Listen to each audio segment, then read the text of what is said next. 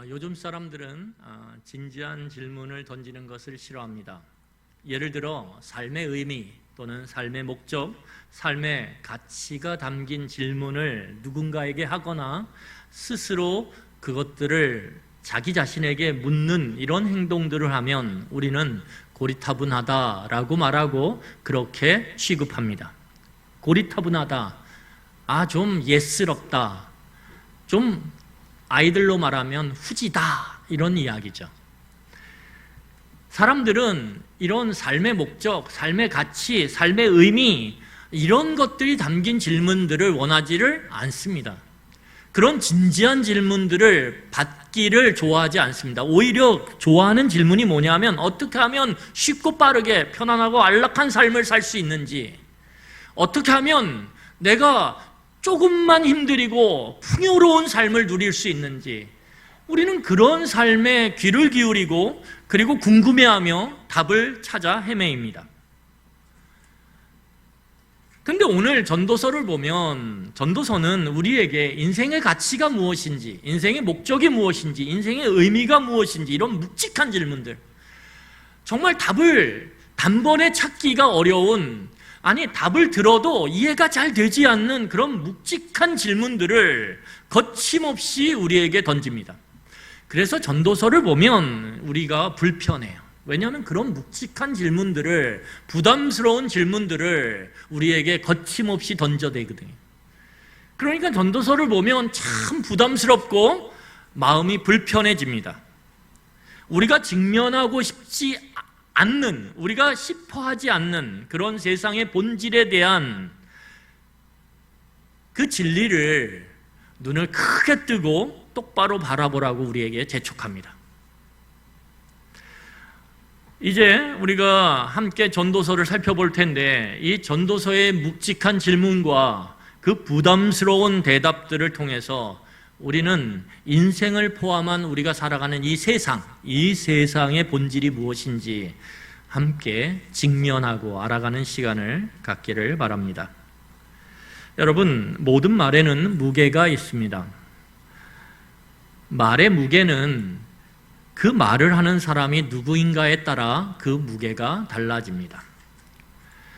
미국의 유명한 세계적 기업 투자가인 워런 버핏이라고 하는 사람이 있습니다.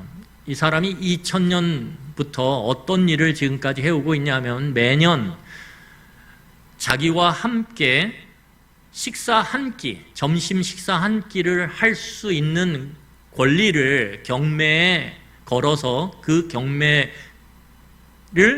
통해서 얻는 수익금을 자선단체에 이렇게 기부하는 그런 일들을 2000년부터 행하고 있습니다.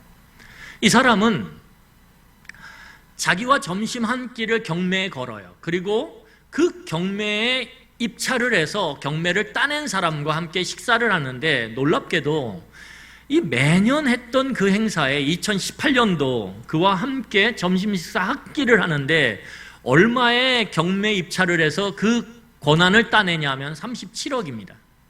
워런 버핏이라고 하는 이 사람과 함께 점심 한 끼를 딱 하는데 그 권리를 얻기 위해서 경매에 건 돈이 37억이에요. 37억을 건 사람이 그 권리를 얻어서 워런 버핏과 아주 맛있는 점심 식사를 같이 했다라고 합니다. 왜 사람들은 이렇게 엄청난 돈을 지불하면서까지 그와 함께 점심 식사를 하려고 할까요? 이유는 간단합니다. 왜냐하면 워런 버핏이라고 하는 사람이 갖고 있는 말의 무게 때문입니다.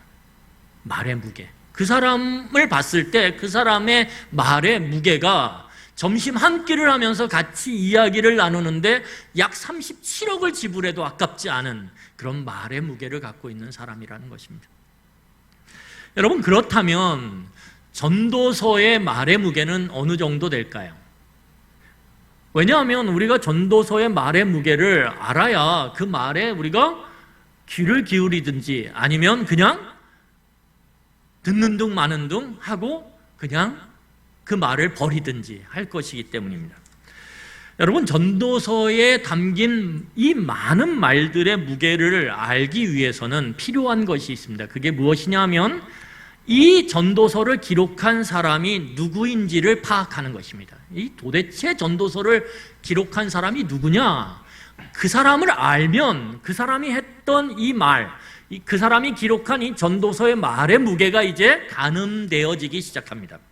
여러분, 우리 함께 본문 1절 같이 읽도록 하겠습니다. 같이 읽겠습니다. 시작. 다윗의 아들 예루살렘 왕 전도자의 말씀이라. 여러분, 오늘 1절에 보면 전도서를 기록한 사람이 누구인지를 소개하고 있는데, 누구냐면 전도자의 말씀이라, 전도자라고 이야기하고 있습니다. 그러니까 전도서에 이 많은 말들을 기록한 사람이 누구냐면 전도자예요. 그런데 이 전도자라는 단어를 히브리어로 뭐라고 그러냐면 코헬렛이라고 부릅니다. 코헬렛. 이 코헬렛은 번역하면 지혜자라는 의미입니다. 다시 말해서 이 전도서를 기록한 사람은 당대의 모든 사람에게 인정받는 최고의 지혜자라는 것입니다. 최고의 지혜자. 이 사람은 지혜, 그러면 그 사람 딱 꼽을 정도로 명성이 자자했어요. 그래서 뭔가 지혜가 필요할 때는 그 사람에게 묻거나 그 사람이 쓴 글을 보면 된다라는 것이 그 당시에 보편적으로 퍼져 있던 사람들의 생각이었다는 것입니다. 그런데 이 지혜자가 누군가 봤더니 다윗의 아들이라고 하는 놀라운 태생적 배경을 갖고 있다는 거예요. 지혜자가 어느 출신이야? 이랬더니 그 아버지가, 이러면서 얘기하는데 그 아버지가 누구냐면 이스라엘 역사상 가장 위대한 다윗이라고 하는 왕의 아들이라는 것입니다. 굉장히 놀랍지 않습니까? 여러분, 태생이 달라지면 가장 먼저 달라지는 게 있습니다. 그게 무엇이냐면 교육입니다. 여러분, 태생이 부유한 집에서 태어나냐 가난한 집에서 태어나냐, 물론 먹고 입는 게 차이가 나죠. 하지만 그거보다도 더 근본적인 차이는 뭐냐 하면 있는 집과 없는 집의 차이는 교육의 질의 차이예요. 교육이 달라져요. 그가 배우는 선생의 질이 달라져요. 수업을 하는 도구의 질이 달라져요. 환경의 질이 달라져요. 여러분, 오늘 이 다윗이라고 하는 사람의 아들로 태어난 이 지혜자는 태어날 때부터 아주 특별한 교육, 아주 폭넓은 경험을 할 수 있도록 이미 세팅이 딱 된 상태에서 그는 성장하기 시작했다는 것입니다. 그러니까 남이 누릴 수 없는 교육을 받는 거예요. 남이 도저히 만날 수 없는 그런 위대한 선생들을 집으로 불러다가, 왕궁으로 불러다가 그냥 1대1로 듣는 거예요. 여러분, 얼마나 좋습니까? 그룹과외보다 개인과외가 좋잖아요. 그런데 돈을 많이 지불해야 되죠.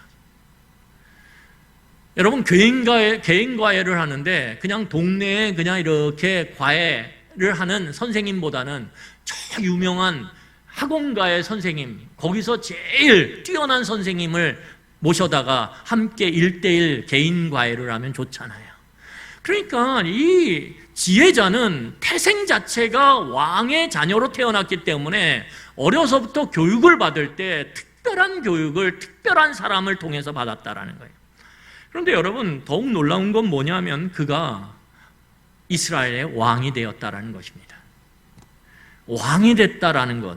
그래서 그는 당대의 최고의 부귀, 그리고 명예, 그리고 권세를 누렸던 사람이라는 것입니다.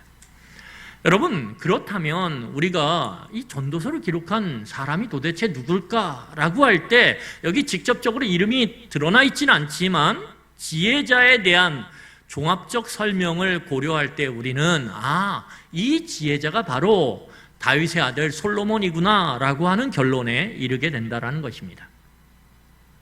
여러분, 솔로몬은 당대의 최고의 지혜자였고 최고의 부귀와 명예와 권세를 가졌던 사람임을 우리는 성경을 통해서 얼마든지 그 증거를 살펴볼 수 있습니다. 우리 함께 열왕기상 4장 23절로 30절을 함께 보도록 하겠습니다.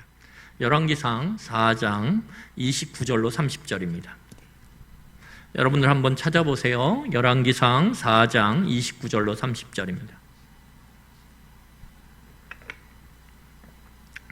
우리 같이 읽겠습니다. 시작. 하나님이 솔로몬에게 지혜와 총명을 심히 많이 주시고 또 넓은 마음을 주시되 바닷가의 모래같이 하시니 솔로몬의 지혜가 동쪽 모든 사람의 지혜와 애굽의 모든 지혜보다 뛰어난지라. 여러분, 여기 보면 하나님께서 솔로몬에게 지혜와 총명을 주시는데 많이 주세요. 그런데 그것도 뭐야? 심히 많이. 참 불공평하죠. 누구에게는 이렇게 심히 많이 지혜를 주시면서 또 누군가에게는 별로 지혜를 주시지 않는 것들을 보게 돼요. 그런데 솔로몬에게는 어쨌든 지혜와 총명을 많이 주시는데 심히 많이 주셨다라는 거예요. 그런데 놀라운 게 뭐냐면 이 솔로몬에게 뭐예요? 넓은 마음도 주셨어요. 보통 지식과 지혜가 많은 사람들은 독점적 의지가 있습니다. 독점적 욕구. 내가 그걸 다 독점하고 나만 갖고 있어야지. 왜? 지식과 지혜로부터 힘이 생기거든요. 힘에 대한 독점적 욕구가 있는데, 그런데 이 솔로몬은 뭐예요? 넓은 마음을 주셨어요. 넓은 마음을 주니까 어떻게 됩니까? 지혜와 지식을 나누어요. 나누다 보니까 어떤 일이 생기냐면 사방에서 여러 나라에서 그 지혜를 얻고자 찾아오기 시작해요. 얼루요? 이스라엘의 수도 예루살렘으로. 그러니까 지금 말로 말하면 플랫폼이 형성이 된 거예요. 플랫폼. 지식을 나누는 거예요. 나누다 보니까 점점 많은 지식이 공유가 돼요. 여러분, 수많은 솔로몬이 알지 못하는, 여러분 오늘 제가 열왕기상 4장 33절을 읽어드릴 텐데요. 잘 보세요. 4장 33절입니다. 그가 또 초목에 대하여 말하되 레바논의 백향목으로부터 담에서 나는 우슬초까지 하고 그가 또 짐승과 새와 기어다니는 것과 물고기에 대하여 말한지라. 이 솔로몬이 연구를 하는데 주변에 있는 모든 동식물들을 다 연구하는 거예요. 물고기까지도. 그런데 여러분, 이 이스라엘 땅에 있는 동식물과 물고기가 제한적일 거 아닙니까? 왜? 기후 때문에.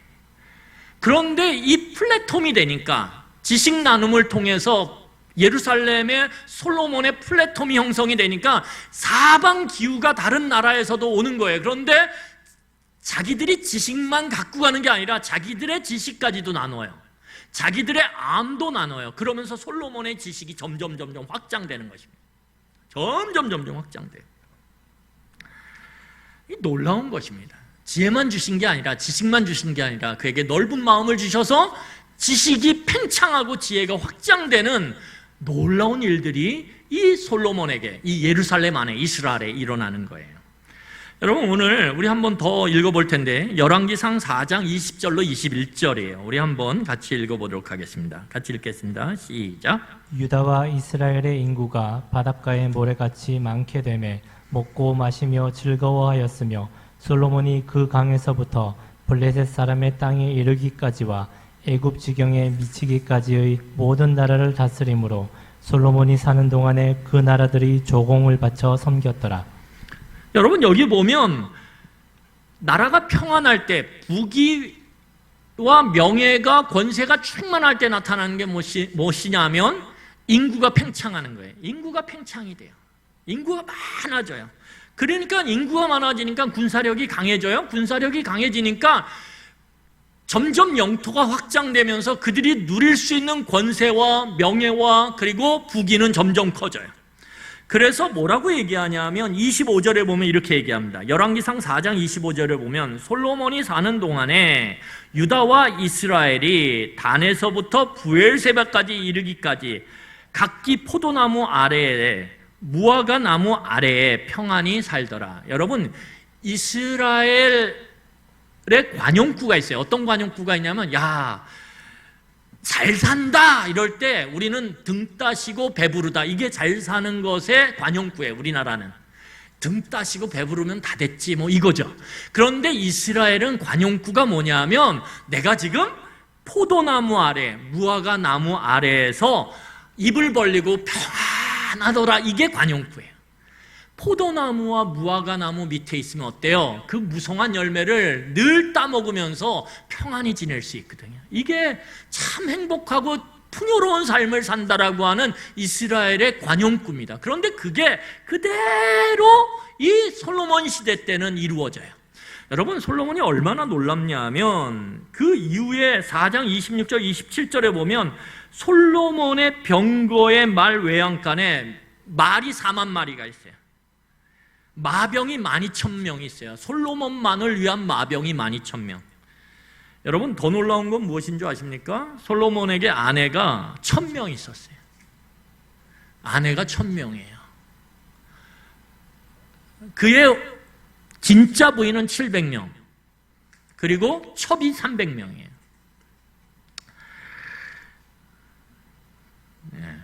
말로 형용할 수가 없습니다. 엄청난 부귀명예 권세를 누렸어요. 여러분, 그러기 때문에 우리는 솔로몬의 그 말에 무게를 둘 수밖에 없다라는 것입니다. 왜요? 그만큼 가져본 적이 없거든요. 그만큼 누려본 적이 없거든요. 그만큼 높아봤던 적이 없거든요.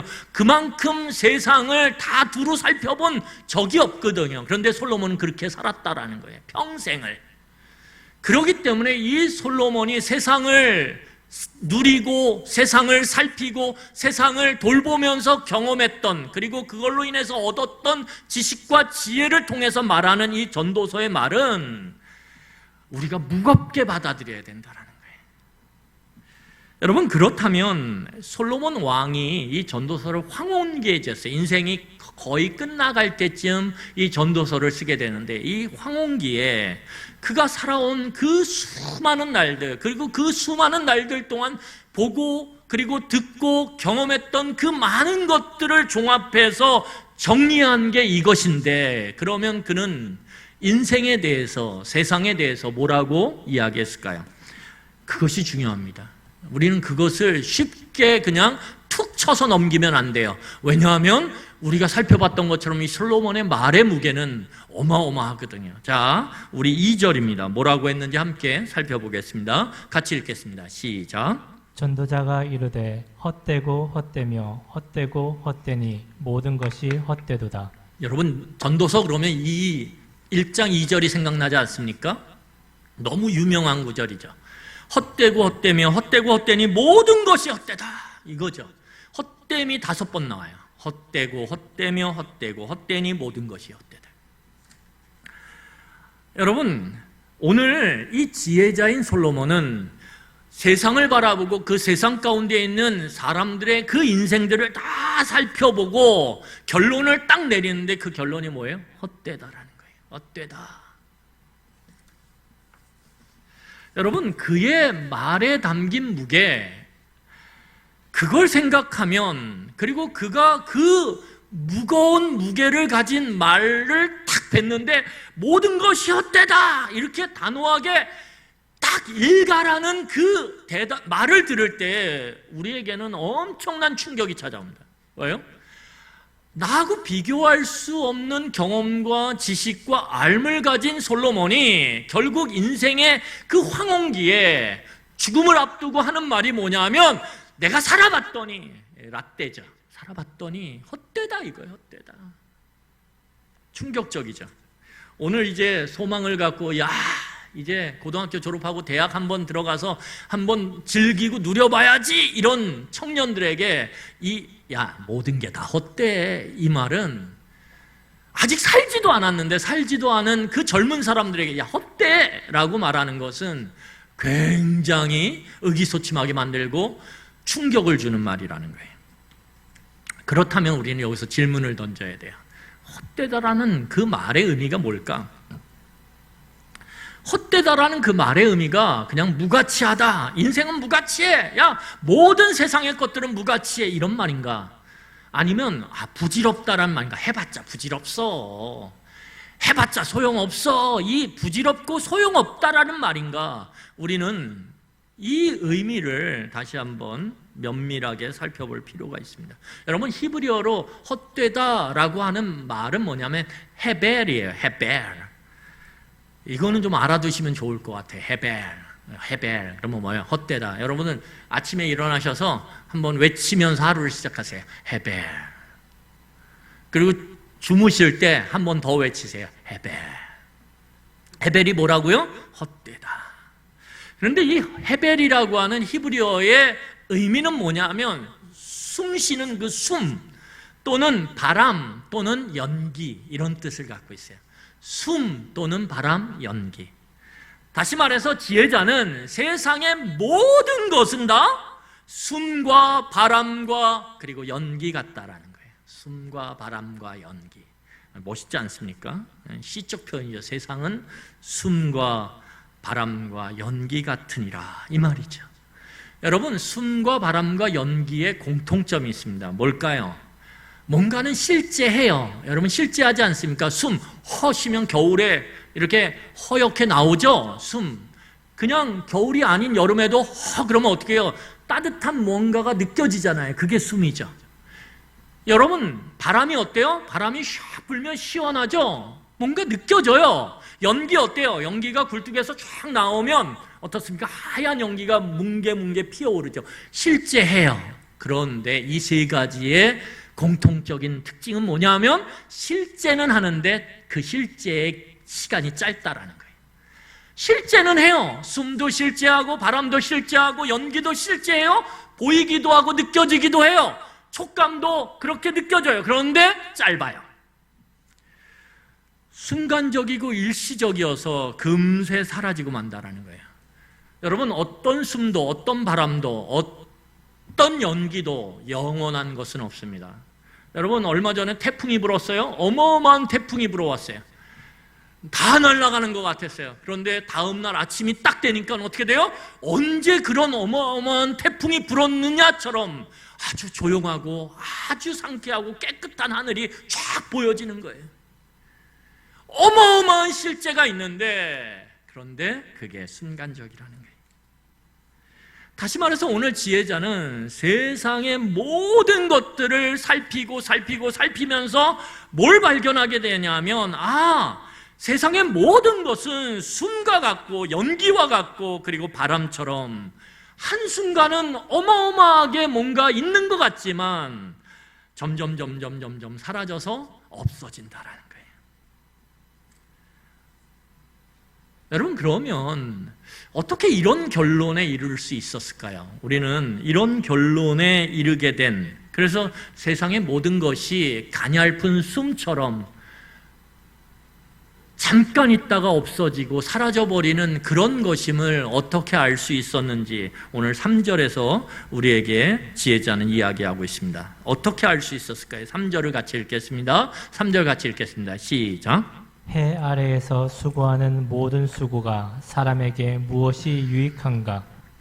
여러분, 오늘 전도자는 살피는 거를 아주 즐겨했어요. 관찰하고 연구하고. 여러분, 왕들 중에 뛰어난 지혜를 갖고 있는 왕들은 고대의 특권을 갖습니다. 왜요? 모든 것들을 다 자기 앞에 갖고 올 수 있거든요. 명령만 하면 다 자기 앞에 딱 와요. 그러면 그것을 어떻게 해요? 지혜로운 신하들과 함께 연구를 해요. 그리고 그 연구를 통해서 어마어마한 것들을 밝혀내게 되죠. 그 대표적인 사람이 누굽니까? 조선시대의 세종대왕이죠. 그리고 집현전의 학자들이죠.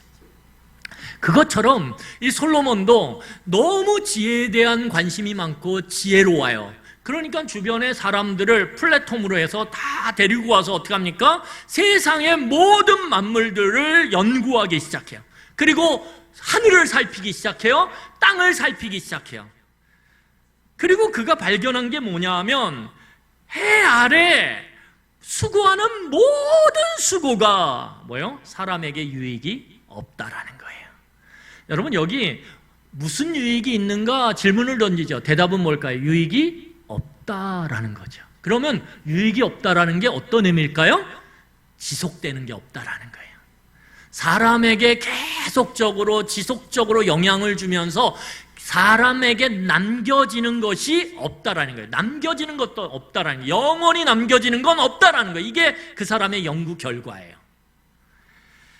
여러분, 오늘 이 지혜자는 우선 자기의 연구의 대상의 한계를 명확하게 설정을 합니다. 그 연구의 대상의 배경이 뭐냐면 하늘 아래예요. 해 아래. 해 아래 것만 내가 집중해서 살피겠다라는 거예요. 딴 건 모르겠고, 내가 능력이 안 되고 딴 건 모르겠고, 해 아래 있는 거는 내가 왕이니까, 내가 지혜로우니까, 또 지혜에 대한 관심이 많으니까, 내가 권력이 있고 힘이 있으니까 내가 어쨌든 해 아래 있는 거는 찾아가서도 보고 가져와서도 보고 찢어도 보고 뜯어도 보고 내가 다 해보겠다라는 거예요. 그리고 어떻게 합니까? 해 아래에 있는 것들을 살피기 시작해요.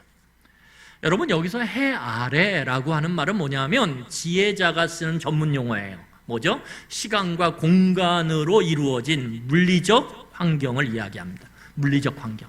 시간과 공간으로 이루어진 물리적 환경 가운데 있는 거는 내가 다 살펴보겠다라는 거예요. 여러분, 우선 오늘 본문을 보면 지혜자가 살피는 게 있어요. 그게 무엇이냐면 땅 위에 살아가는, 해 아래 땅 위에 살아가는 사람들의 삶을 살펴보기 시작했습니다. 얼마나 다양하겠어요? 얼마나 많겠어요? 그런데 그 사람들을 다 샘플링해서 조사하기 시작하는 거예요. 다 살펴보네. 직업군별로 살펴보고 그 사람의 어떤 성향별로, 배경별로, 지역별로 다 살펴보는 거예요. 다 살펴봤어요. 결론이 무엇이냐면, 자, 우리 4절이에요. 사람을 살펴본 결론이 무엇이냐면 한 절로 딱 끝나요. 4절 같이 읽겠습니다. 시작. 한 세대는 가고 한 세대는 오되 땅은 영원히 있도다. 다 샘플링을 해서 살펴봤어요. 어떤 다른 특징들이 있나. 그런데 살펴봤더니 해 아래 땅 위에 살아가는 사람들이 다 똑같다라는 거예요. 뭐예요? 한 세대를 살다가 그냥 사라져 버려요. 그리고 어느 날 그 땅을 막 갈고 있던 사람이 열심히 땀을 흘려 갈고 있어요.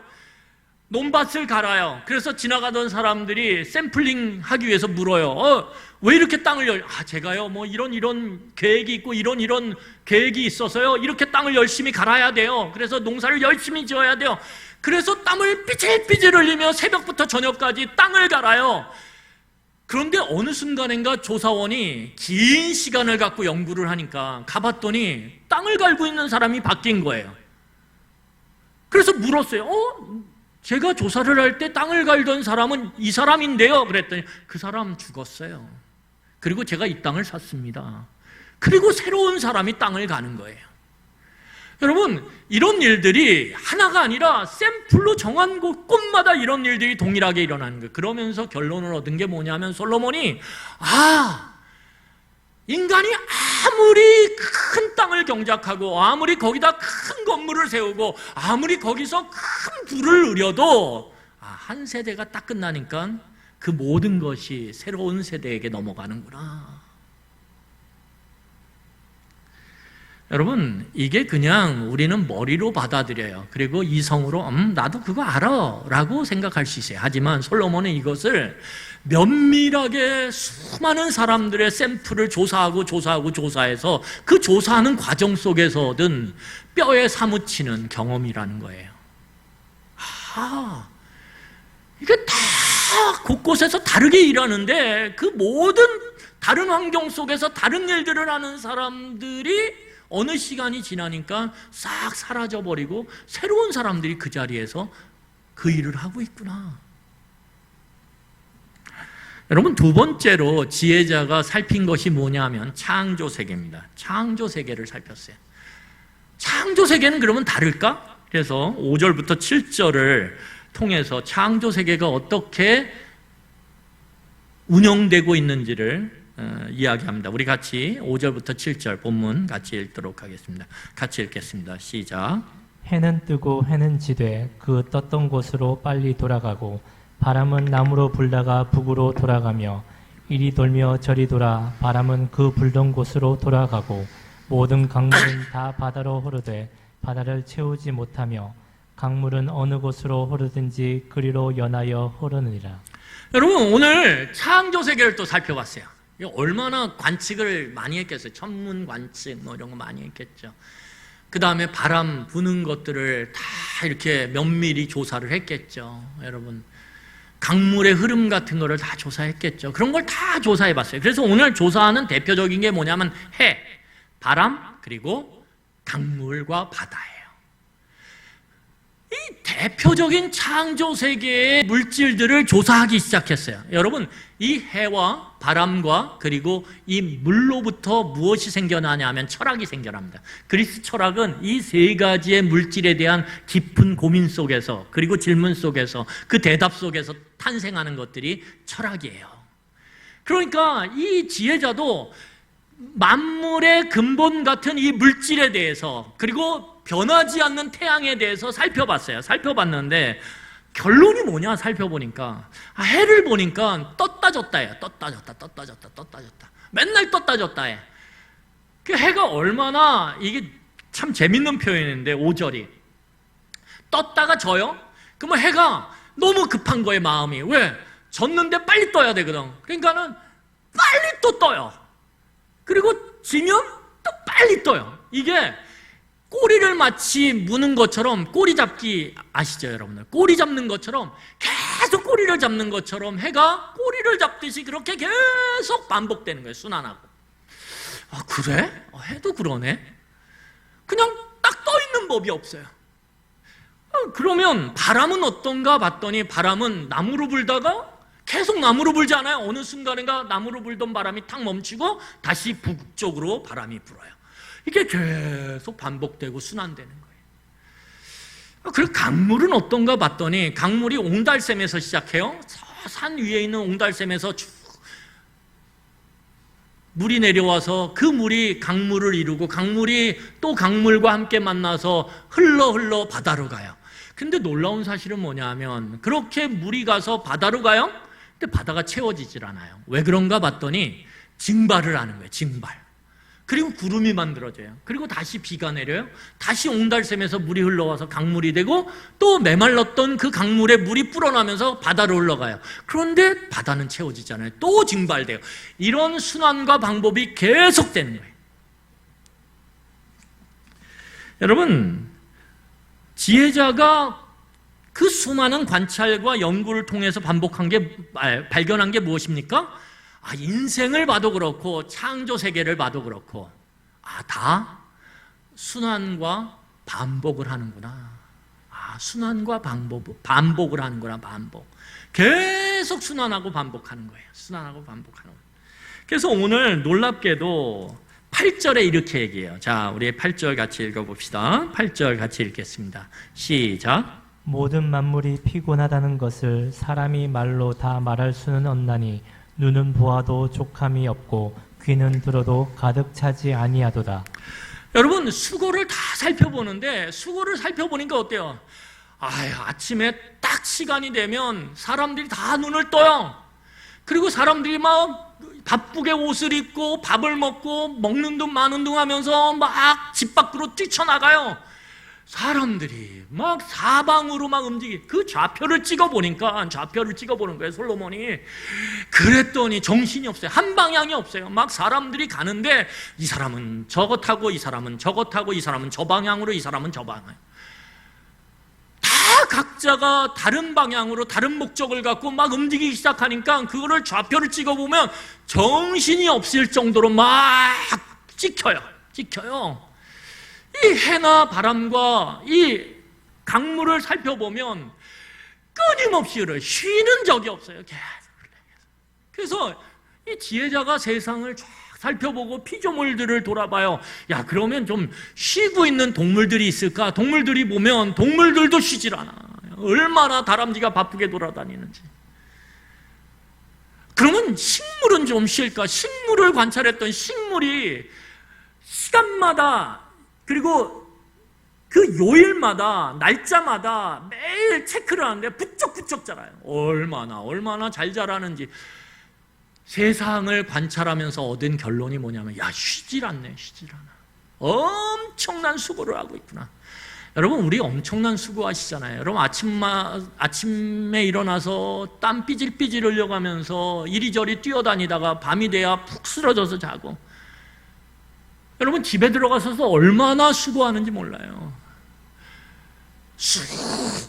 온 세상이 다 수고로, 그 수고로움이 오늘 본문에서 뭐라 그러면 이렇게 얘기해요. 8절에 사람의 말로는 다 말할 수가 없다는 거예요. 사람이 글을 쓴다 그래도 이 세상이 하루 24시간 움직이는 것들을 조사를 해서 쓰면 쓸 수가 없는 거예요. 어마어마하게 움직이는 거예요. 수고로움이 다 각자 수고해요. 다. 공부 잘하는 애는 공부 잘하는 애만큼 수고해요. 공부 못하는 애도 수고해요. 왜? 공부 못하는데 그걸 하려고 붙잡으니 얼마나 힘들겠어요. 일 잘하는 사람도 수고해요. 일 못한 사람도 너무너무 수고해요. 여러분, 세상에 수고 안 하는 사람이 없어요. 수고 안 하는 세상에 그 어떤 존재도 없어요. 다 수고하면서 사는 거예요. 그걸 말로 쓸 수 없을 정도로. 그런데 문제는 뭐냐면 보니까 유익이 없는 거예요. 뭐가 없어요?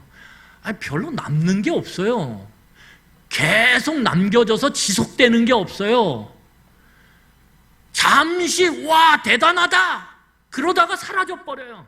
야, 저 사람 엄청나게 돈 잘 버네? 사람들이 주목하던 사람이 어느 순간인가 싹 사라져버려요. 우리 뒤로. 그리고 그 사람의 이름이 뭐지? 가물가물해져요. 한때 대한민국의 최고 재벌이었던 사람이 사람들의 입에 날마다 오르내렸어요. 나도 저 사람처럼 부자였으면 좋겠다. 그런데 그 사람이 어느 순간인가 싹 사라져서 어떤 병원 맨 꼭대기층에 누워 계시대요. 그런데 이제는 사람들의 관심도 없어요. 그렇게 그 사람 만나기를 그렇게 원하던 사람들이 더 이상 그 사람에 대해서 관심을 갖지 않아요.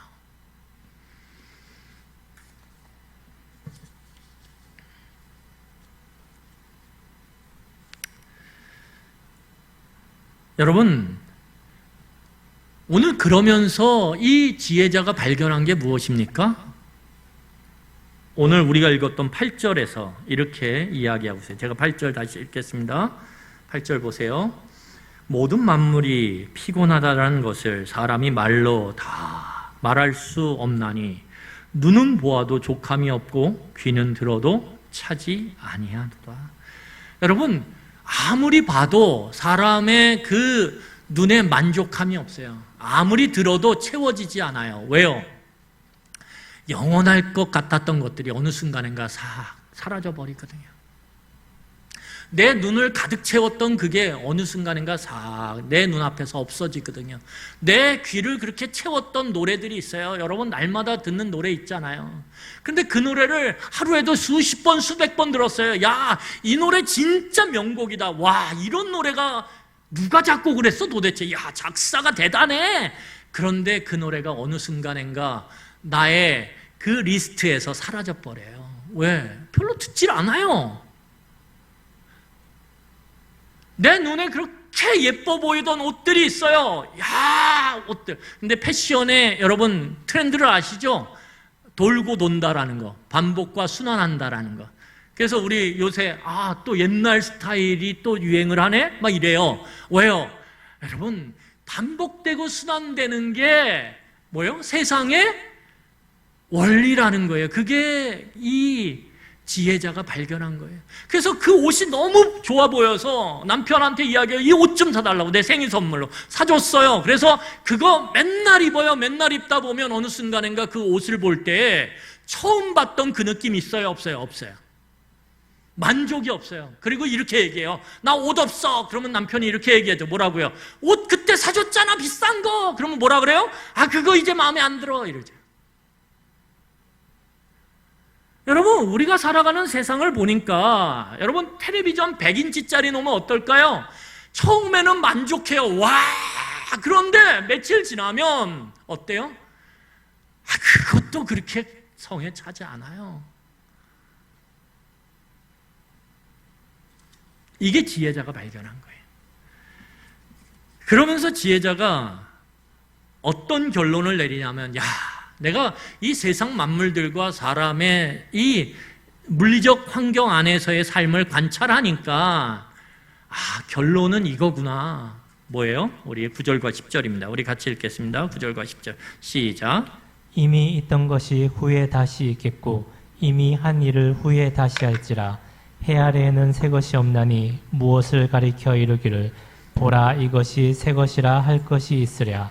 우리가 있기 오래전 세대들에도 이미 있었느니라. 결국은 결론이 무엇입니까? 새 것 없다라는 거예요. 결국은 뭐예요? 새 것 같아서 눈이 혹 들지만, 새 것 같아서, 새 노래 같아서 귀가 활짝 열리지만 결국은 보면 다 이전 것을 반복하는 거예요. 이전 걸 계속 돌리는 거예요. 여러분, 예를 들면 첨단기술이 있어요. 자동차 너무 좋죠. 자동차가 없었을까요? 아니요. 예전에 말을 대용했어요. 말이 점점점 바뀌어서 어떻게 해요? 아주 기초적인 자동차가 되죠. 그 자동차가 점점 조금씩 업그레이드 돼가지고 어떻게 지금 여러분들이나 제가 타는 자동차가 되는 거예요. 그러니까 모양은 바뀌어 왔어요. 겉모습은 바뀌어 왔어요. 재질은 바뀌어 왔어요. 그렇지만 그 본질, 사람이 타고 다닌다라고 하는 본질에는 변함이 없어요. 그냥 계속 변화되고 바뀌고 순환하는 거예요. 그래서 여러분, 시간여행을 하는 드라마들이 있습니다. 예전에 제가 봤던 드라마 중에 그 한의사였던 사람이 이 현대사회로 와가지고 이제 병원에서 이렇게 함께 그 한의사가, 과거의 조선시대 한의사가 그 현대병원에서 어떤 일과 얽히고 설키면서 멀어지는 일이에요. 근데 중요한 건 무엇이냐면 이 과거에서 미래로 왔음에도 불구하고 금방 적응해요. 왜요? 삶의 본질은 똑같거든요. 먹고 자고 입고, 그리고 여러분 그렇게 살아가는 삶의 본질은 비슷해요. 그래서 이게 먹는 거구나, 이게 입는 거구나, 이게 뭐 타는 거구나, 말과 비슷하구나, 이게 뭐 하는 거구나. 사람은 본질적으로 다 동일하기 때문에 그것들이 별로 새로울 게 없어요. 이게 전도자의 결론이에요. 여러분, 그런데 거기다 더 놀라운 걸 하나 첨부합니다. 11절이에요. 우리 같이 읽겠습니다. 11절. 우리 11절 같이 읽겠습니다. 시작. 이전 세대들이 기억됨이 없으니 장래 세대도 그 후 세대들과 함께 기억됨이 없으리라.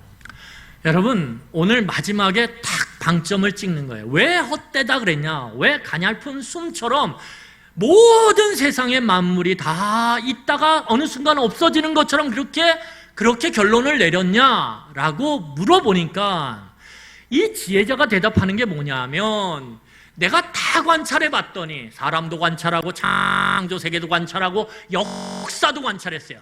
시간의 흐름 가운데 이미 있던 것이 다시 있고 다시 있던 것이 없어지고, 그리고 또다시 새로운 게 막 나오는데 새로운 게 아니었다라는 것, 본질적으로는 다 같다라는 것, 겉모습만 좀 바뀔 뿐이지. 그 역사의 흐름을 통해서 발견한 게 뭐예요? 이 해 아래의 삶은 두 가지의 원리로 돌아가는구나. 두 가지의 원리가 뭐예요? 순환과 반복이라는 거예요. 계속 순환하고 반복해요. 계속 순환하고 반복해요.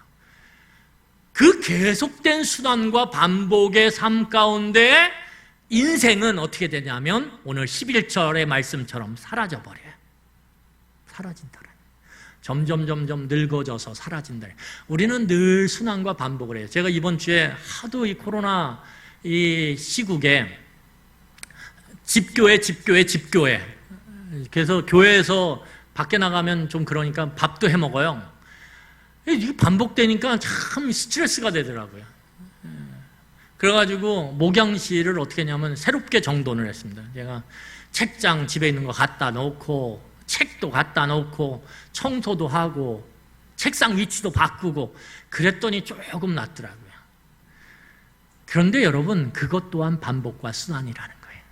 그 반복과 순환의 틀 안에 우리가 있는 거예요. 이걸 벗어날 수가 없어요. 그리고 그 속에서 우리는 날마다의 삶이 반복되고 순환하면서 점점 늙어가고 병들어가고 그리고 사라지는 거예요. 이 두 가지, 반복과 순환의 틀 가운데 인생은 그냥 살다가 어느 순간인가 사라지고 그 뒤를 새로운 세대가 또 채워가는 거예요. 그게 세상 안에서 발견된, 해 아래에서 발견된 이 지혜자의 깨달음이라는 거예요. 그러니까 그것을 딱 보니까 어때요?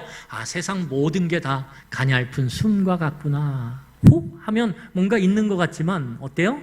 이내 있었나? 할 정도로 사라져버리는 그것의 반복이구나를 깨닫게 되는 거예요. 여러분, 말씀을 정리하겠습니다. 여기까지 들으면 뭐 이래? 시작이에요, 시작. 전도서는 시작이에요. 전도서는 먼저 결론을 꽝 때리고 시작을 해요. 그래서 이 시작의 이야기를 딱 들으면 그래, 맞아. 내 인생은 날마다 반복되지. 그리고 세상도 날마다 순환되지. 태풍이 왔다가 가버리는데 또 태풍이 온다 그러지. 저것 또한 또 그렇게 난리를 칠 것 같지만 어느 순간인가 있었나 싶을 정도로, 왔었나 싶을 정도로 잠잠해지겠지. 내 삶도 날마다 아침에 깨서 저녁까지 걱정과 근심을 끌어안고 그렇게 살아가겠지. 내일 좀 덜 할 수는 있어요. 그렇지만 그 글피는 좀 더 걱정과 근심이 늘어날 수 있어요. 하지만 일상은 계속 반복되고 순환되어져요. 그러면서 우리는 늙어가요. 그러면서 뭐라 그래요? 흰머리가 늘었네, 주름이 몇 개 더 패였네. 그게 세상의 삶이고 그 세상의 삶 가운데 너의 인생의 모습이라는 거예요. 이것만 딱 들으면 슬퍼요. 제가 전도서 이 1장 1절로 11절의 말씀을 준비하면서 나중에 슬프더라고요. 이게 인생이구나. 나는 이렇게 날마다 아침에 일어나서 가족들과 밥을 먹고 교회에 와서 말씀을 준비하다가 10시가 넘어서 집에 가서 또 집에서 잠을 자고 또 반복되겠구나. 이러다가 나는 주름이 더 늘어가고 그리고 흰머리가 늘어가겠구나. 여러분 못 봐서 그렇지 제가 염색해서 그래요. 백발이에요. 이렇게 인생이 반복과 순환을 거듭하면서 나는 점점 늙어.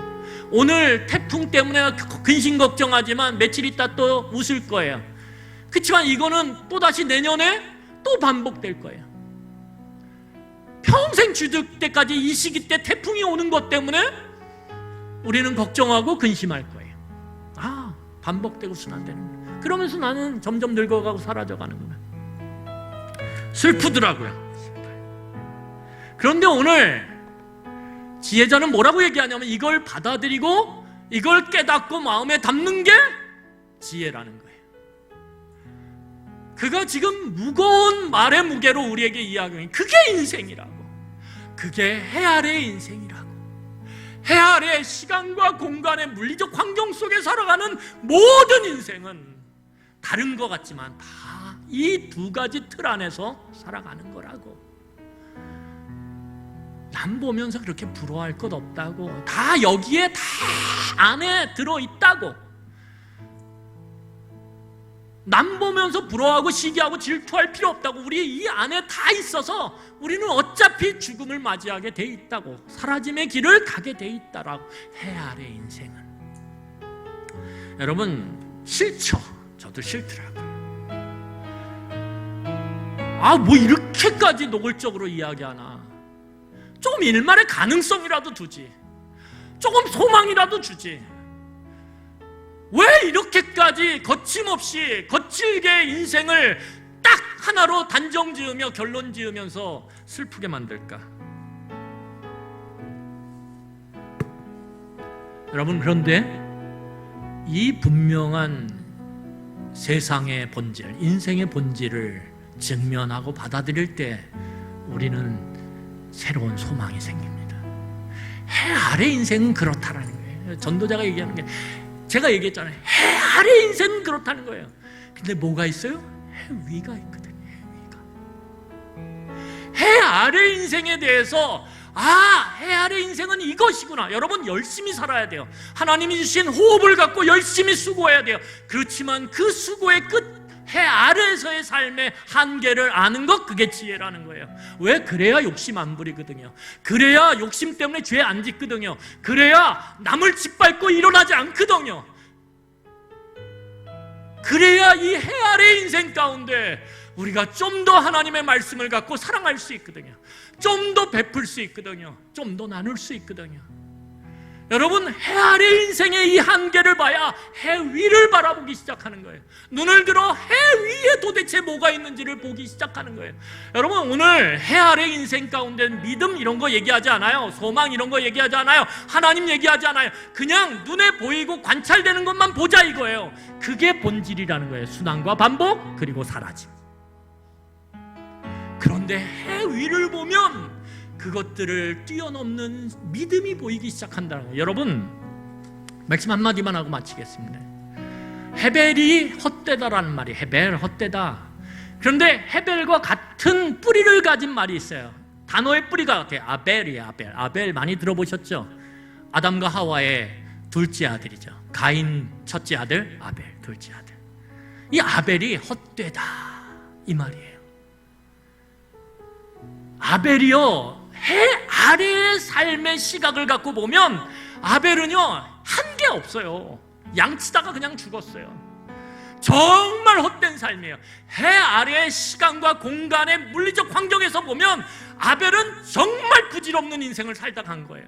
왜요? 가인은 그래도 성도 쌓고요, 도시를 만들고 그 자녀들이 어마어마한 발명들을 하거든요. 문명을 일으켜요. 근데 아벨은 한 게 없어요. 정말 헛된 인생이에요. 숨처럼, 가냘픈 숨처럼 호 했다가 사라져 버렸어요. 아벨의 인생은 해 아래에서 보면 정말 헛된 인생이에요. 그 단어처럼, 아벨처럼. 그런데 놀랍게도 해 위를 바라보면 달라져요. 여러분, 우리 히브리서 11장 4절입니다. 우리 읽고 마치겠습니다. 11장 4절. 히브리서 11장 4절입니다.